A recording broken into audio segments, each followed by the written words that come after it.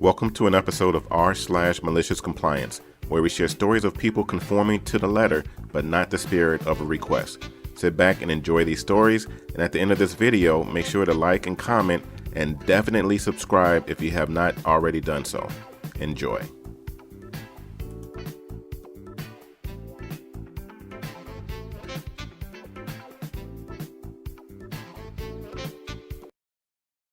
And this story is posted by u/crowskull38. Don't do extra? Okay. Stop working here? Sounds good. Hey all, sorry but this is a long one. Allow me to start by painting a picture. This was about 3 years ago. I was working in the bakery of a local high-end grocer, think gourmet Whole Foods, and had been there 3 years. What started as a college job for a semester turned out to be a longer-term thing. I loved the work, the customers, and my coworkers. That is, until the final month there.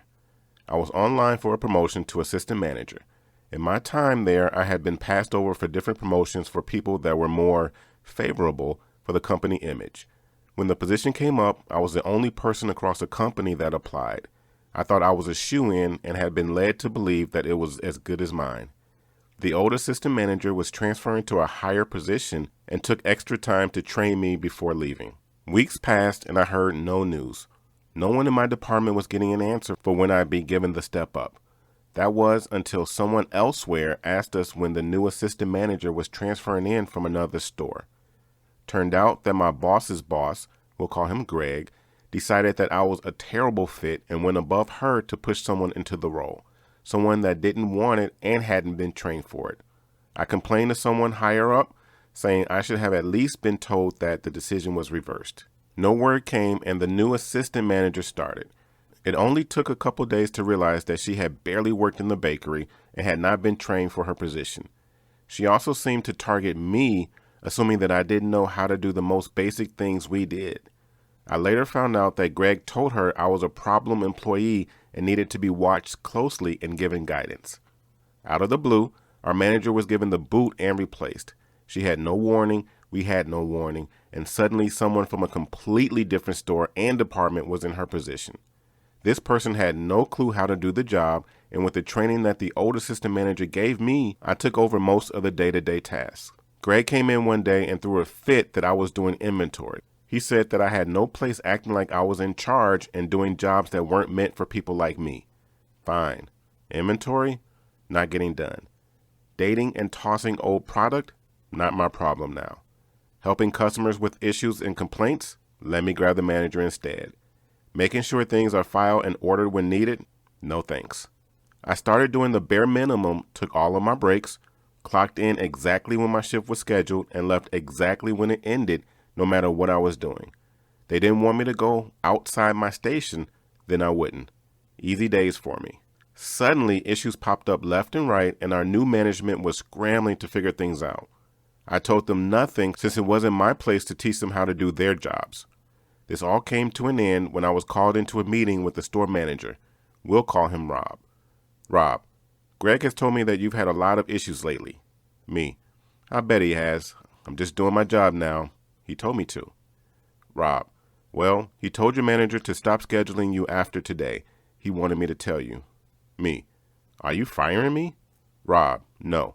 Greg said that you won't be scheduled, but you may be used as an emergency call-in during the holidays. Me, I'm not working, but I'm not fired? This is bullspit. Rob, I agree, but he's above me when it comes to what happens in your department. Me, all right, I'll finish today, but after that, I'm done. This is some stupid work politics, and I'm not playing this game with them. I kept my word and finished my shift without complaint. As soon as the end hit, I walked away and clocked out. That's when I told my coworkers what had happened during that meeting. I bid them farewell and walked out. The next morning, I was woken up before sunrise by a call from Greg. He said that almost everyone in our department had quit overnight and he needed me in to open. I reminded him that he didn't want me there, so I quit. He demanded I return to help train a new team, so I did what anyone would do. I told him to do it himself, go F himself, and hung up. Last I heard from a few friends that are still with the company, our department didn't really recover all the way, and people still talk about how we all left together one day. If you see this and recognize the story, F you, Greg.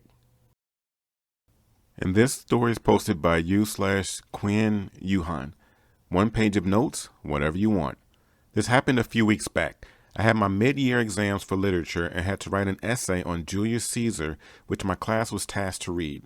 My teacher stated that we were only allowed to bring a one-sided piece of handwritten notes as references.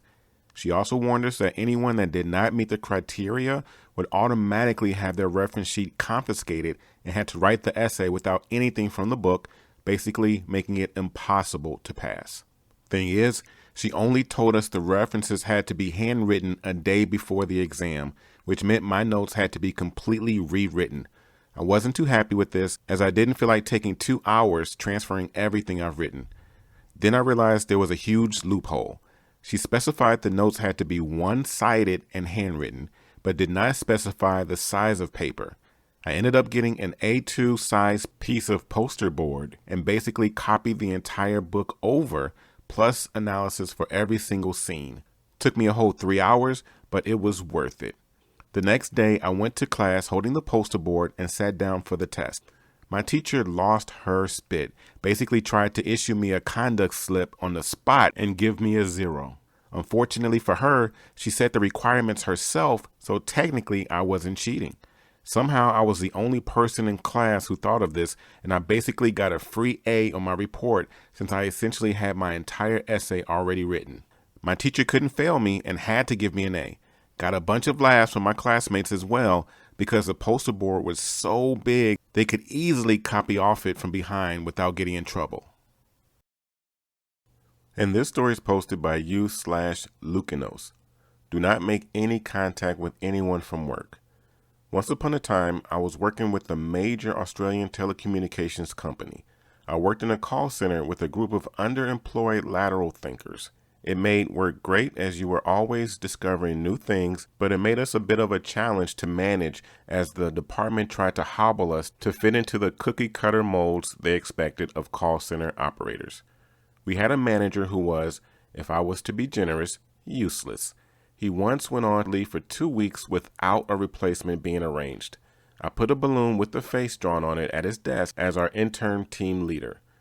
Team productivity under Mr. Balloon was measurably better than when the team leader was there, and I proved it with reports and all. Suffice to say, our manager did not command respect.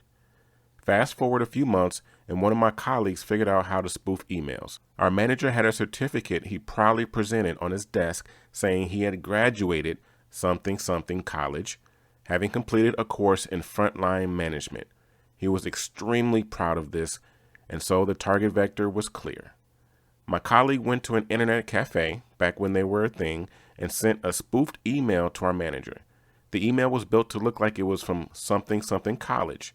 The email demanded that manager provide evidence of his competence as a frontline manager or his certificate would be withdrawn. Now, manager's world was appropriately shaken when he got this email. He must have complained to the appropriate higher-ups because the InfoSec squad jumped straight onto it. They traced the email back to the cafe's IP address. Okay, in retrospect, we could all see this error in judgment. They printed out mugshots from the company's internal directory and identified my colleague as being the person who sent the email. Colleague was pulled into a day's worth of meetings as manager, manager's manager, etc., all leaned on him pretty hard trying to get him to confess so they could dismiss him for misconduct. I think the company realized they were on shaky ground to try and prove that colleague had really done anything wrong. Oh, the days before, bullying was codified. Having sweated colleague all day with no effect, manager's manager put him on paid leave pending investigation with strict instructions: do not make any contact with anyone from work, as they didn't want rumors of a pleb messing with the ruling class getting out. Months pass, colleague has not been in the office. The company has completed their investigation, but need to let colleague present his defense. But his mobile is disconnected, and he has connected a new number with a competitor, and he has moved home, and he is not replying to emails. He has ghosted, and the company doesn't know what to do. More months pass. I guess it gets to a point where the company can declare colleague legally dead, or at least say he has abandoned employment. They stop paying his wages. A few months pass. Manager's manager is walking through a business district in the city and runs into colleague. Colleague is in a flash suit with a briefcase, obviously hustling to a meeting himself. Manager's manager says, hello. Ask colleague what he's been doing with himself. I work for major tech company now. I've been working with them since a couple of weeks after he was put on paid leave. I would have told you, but I was told not to communicate with anyone from work. Thanks for that second paycheck, though. One of the best instances of MC I have witnessed, and probably the most profitable. Those were 3 great stories. To hear the best stories of the week, click on the video in the top left-hand corner. To hear more Reddit stories all related to what you just heard, click on the video in the top right-hand corner. If you have not already done so, click on the subscribe button in the bottom right-hand corner. Once again, this is TNA, Top Notch Audio. Thank you for listening and have yourself a great day.